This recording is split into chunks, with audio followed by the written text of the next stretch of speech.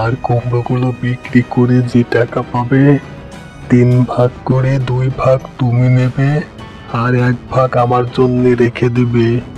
আচ্ছা মোড়ল মশাই, আমি আপনার কুমড়োর ক্ষেতের দায়িত্বটা নিলাম।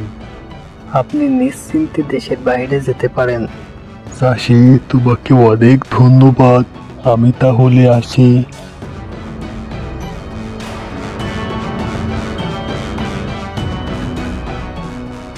বউ, একটা খুশির খবর আছে। কি খবর শুনি? শোনো বউ, মোড়ল মশাই আসছিল, আমাদেরকে তার বড় কুমড়োর ক্ষেতের দায়িত্বটা দিয়ে গেছে আর বলেছে উৎপাদনের কুমড়োগুলো বিক্রি করে 2 ভাগ টাকা আমাদেরকে নিতে। এটা তো অনেক বড় খুশির খবর।